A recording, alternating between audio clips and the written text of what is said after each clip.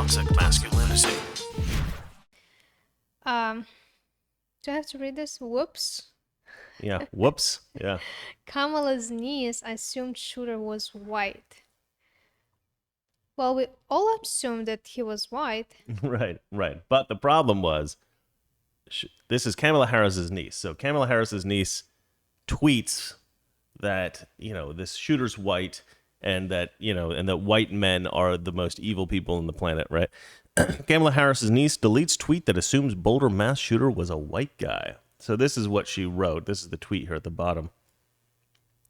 She wrote, "The Atlanta shooting was not even a week ago." They're talking about the massage parlors with the Asian women that were killed. Mm-hmm. And she writes, "Violent white men are the greatest terror threat to our country." Oh, really? Oh, really, Mina Harris. What a horrible, horrible woman. What a horrible woman. She should look into the statistics and see who really is doing all the shootings in America, because it's certainly not white men. It's unbelievable. I mean, it's just ridiculous. Okay, well, let's go ahead and read some of this. Because the thing is, even if he had been a white male, that's not necessarily indicative of the country. White men are not the biggest, the most violent people in this country. They're certainly not the biggest threat. Well, how many shooting, like mass shooting like this, you see by black people? Yeah. Well, it's not about the mass shootings, though. It's about the mass shootings usually white. Right. This guy looks white, but he's not white. Yeah. Okay. Yeah. Statistics are, the statistics, but such a huge news like this, it almost always white men. Right. And so, but the problem is, like, if you get one crazy white guy gunman, they can shoot like several people. They can shoot like 10 people. And then you say, oh, look, this is a problem. But if you have 20 black guys shooting, a bunch of, like an individual, say, each of them just shoots one person, they've actually shot more people. There's more of them have shot. But because this one white guy shot so many and it was such a big story. Yeah. But then also, I do think you have instances where you get cartels or members of cartels, like the Mexican cartels, or black people in, say, Chicago or St. Louis or places like this. And maybe they shoot 10 other black guys or 10 other cartel members or something like that. But they think, oh, that's just part of that culture. That's what they do. And so it doesn't get put out into the news in such a way. Like, how many black guys are shooting other black guys and they have a mental problem? They have something wrong with them. But because we don't read about that story, we never hear about it. Because there's no stories about this. No, they never put stories about that because they only want to focus on the rare case where some white guy snaps. And a lot of times these white guys are leftists or they have some kind of leftist views and stuff like that. But the media never reports about that either. They always want to cast them as like a Trump supporter. So let's read this. Vice President Kamala Harris's niece, Mina Harris, deleted a tweet about the Boulder shooting suspect after assuming the shooter was white, and deleted a previous tweet about the suspect in the Boulder shooting. The 36-year-old New York Times bestselling author, wrote on Twitter Tuesday. The tweet came after, maybe she's a bestselling author because of her own amazing writing ability, but my guess is because Kamala Harris is her aunt. The tweet came after reports revealed the identity of the suspect police had in custody. Police arrested, Ahmad Al-Aliwi, Elisa, 21, of Arvado, I can't even read the name of the town, Arvado, Colorado, and charged him with 10 counts of first-degree murder on Monday. Police in Boulder were called out to King Soopers grocery store for an active shooter. The first police officer to respond to the mass shooting was Eric Talley.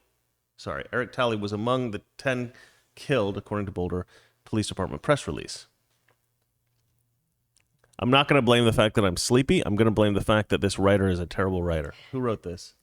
Who wrote this? Katie Jerkovich. Oh, she's going to get her name changed. That's terrible.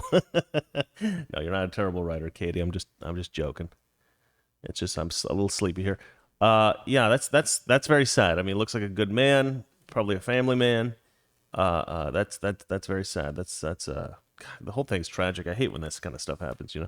I made an assumption based on his being taken into custody alive, and the fact that the majority of mass shootings in the U.S. are carried out by white men. What a horrible friggin' woman. Not only is she wrong and she looks like a fool, but now she has to come back around and still try to condemn white men anyway.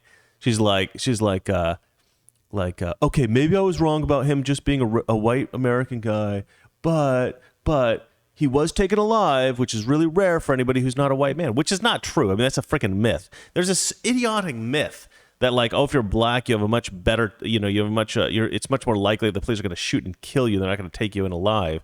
And they do this on Twitter. I see this in Instagram. They'll have a picture of a white guy taken into custody, black guy shot to death, white guy taken into custody, black guy shot to death. They'll like have it like 8 of these examples or something. And the thing is, I'm also surprised why he was alive, because he killed a policeman. Yeah.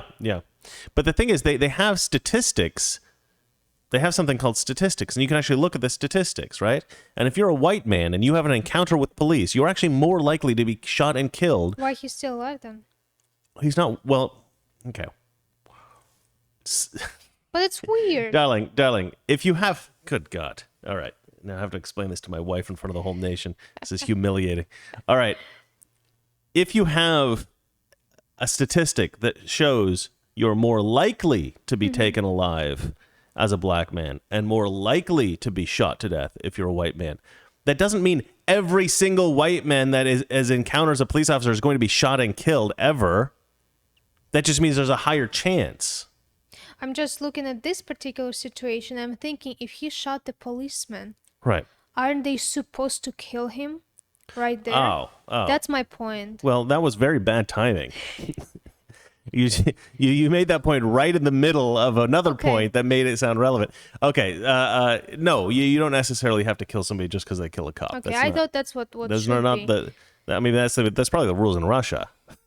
That's probably the rules in Russia. That's not the rules in America. You don't just kill somebody just because they shot a cop. I mean, although I'm sure they probably wanted to. But yeah, I mean, if you look at the statistics per encounter, not per, like, so a lot of times what they'll do to make it seem like black people get killed more often is they'll say more black men per capita are shot than white men. And what that means is, like, as a percent of the population, right? As a percentage of the population, more black men are actually shot to death than white men in America. As a percentage of the black population, it's more black men. As a percentage of the white population, it's fewer white men. But the problem is that black men commit so many crimes in America. They commit something like about half the like, if you compare it to white people, white men, it's about 50-50. And so certainly because there are fewer black men in the country in total, per capita, you're going to have more black men killed than white men. But that's just because they're committing so much crime. So if you do it per incident, per encounter with police, it's actually more likely that you'll be killed if you're white. So the police actually have a bias toward killing white men and against killing black men. Because if you will kill the white man, nobody is going to protest for a year. Exactly right. Exactly. That's exactly the problem. Do you remember when that Black Lives Matter were like in place, protests, like almost every week? And there was another shooting and another guy was killed by police. And I was like, Chris, was he black? And you were like, no. I was like...